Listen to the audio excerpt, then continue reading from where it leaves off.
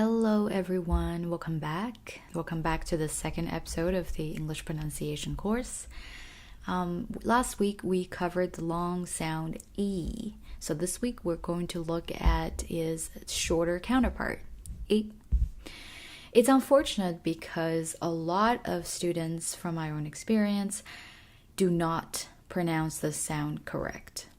And I think a big reason is that we don't have anything similar in Chinese, and we tend to approach all the English vowels and consonants the same way that we do with Chinese pinyin. It could cause a lot of problems because these two languages, the phonetic systems are very, very different. So bear that in mind. Anytime when you approach the English vowel or consonant, even though it looks similar to Chinese pinyin, they're pronounced very differently. And how do you expect yourself to not have a Chinese accent when you are literally pronouncing every English sound the Chinese way? Again, not to say that that's a problem, but if you do want to focus on, making yourself sound more like an English-speaking person, that's not the route that you want to go down.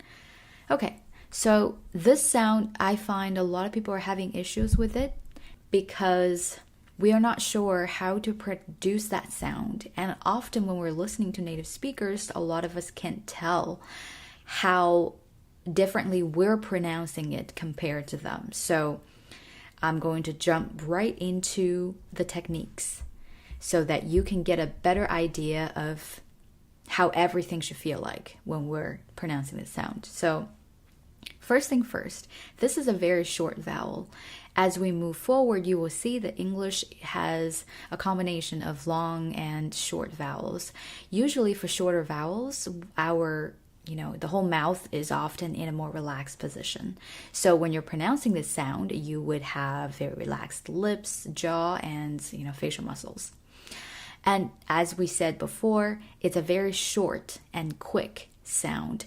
So anytime when you try to prolong that sound in the words, you'll start to sound really weird because it's not supposed to be that way. As we cover more and more sounds, especially vowels in English, you'll kind of start to notice the importance of differentiating between the long and short vowels, because English, as we talked about before, has this kind of nice flow and up and down.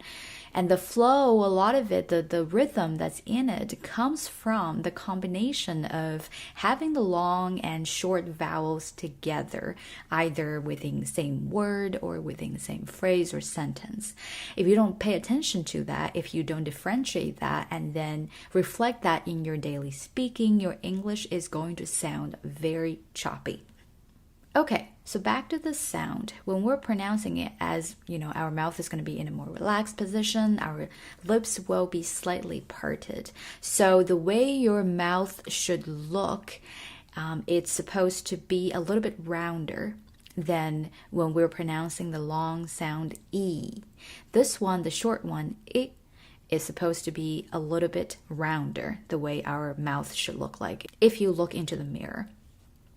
And your tongue should stay in a very natural or neutral position with the tip of it touching the back of your bottom teeth.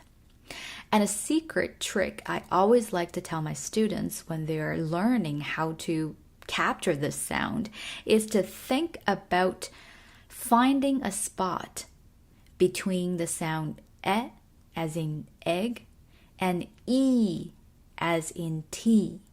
So to pronounce the short sound I, you're actually trying to find a spot that's neither E nor E, but somewhere in between.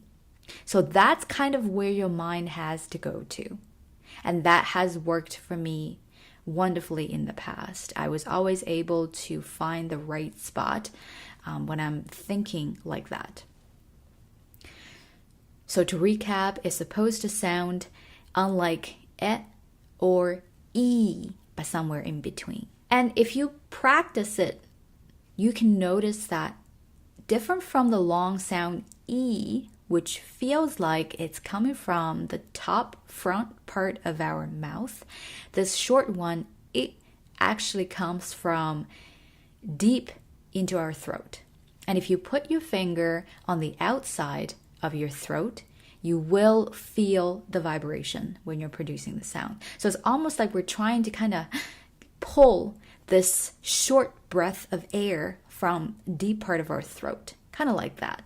And you really need to feel it and practice the sound by itself so that you get more comfortable with the way it's being produced. You feel more confident about the way you're putting everything and the particular sound that's coming out of your mouth. So let me repeat the sound. I, I, I. And the very last thing I want to talk about before jumping into the examples is that how can we tell where the sound is? How can we tell which part of the word it is in? So a quick telltale sign is that it's often represented by the letter I.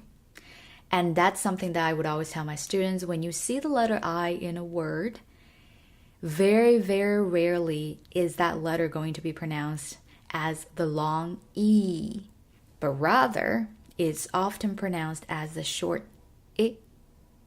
I can only off the top of my head think of words like ski or, I guess that's it. That's the only word that I can think of that the letter I, it's actually pronounced as the longer sound. I can't think of any other words. I mean, let me know if you can. So most of the time when you see the letter I in a word, most likely it's pronounced as I, the sound we're learning today. Okay, now let's look at some examples. So let's start from the very left column. Feel free to pause me or read after me.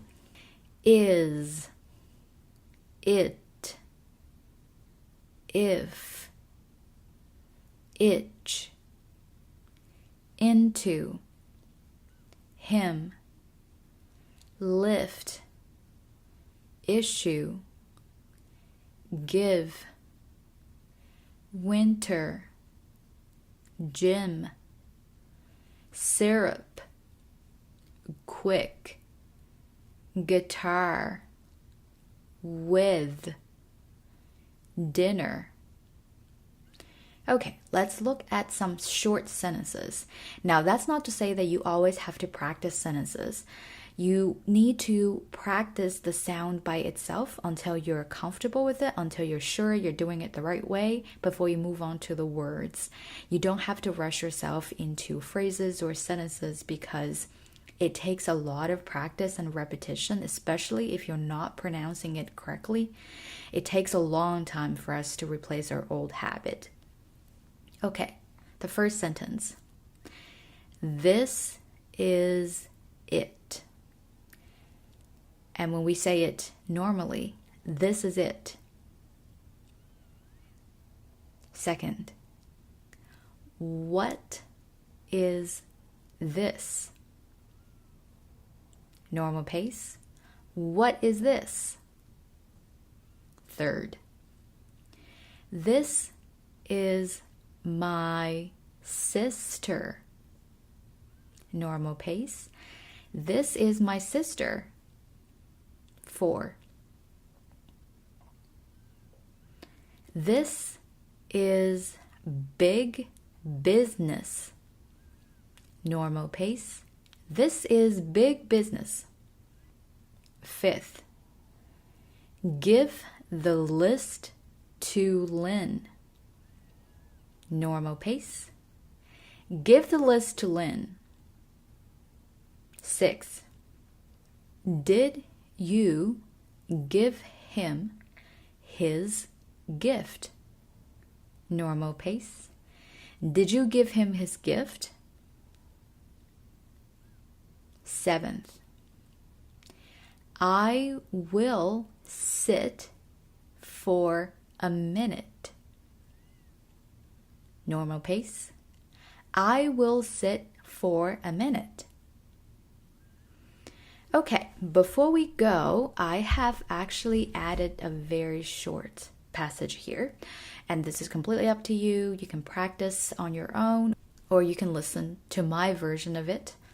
Since 1924, the Winter Olympics have been an international event. Now, these activities are seen by millions on television. Men and women from distant cities and countries participate in this competition. They all wish to be winners. They ski downhill amidst pretty scenery. Figure skaters spin to victory. Skill will make the difference. All right, that's it for this episode. Please let me know if you have any suggestions or questions, or by all means, share your own experience practicing this sound so that everyone else can learn from it. Thank you once again, and I will see you soon.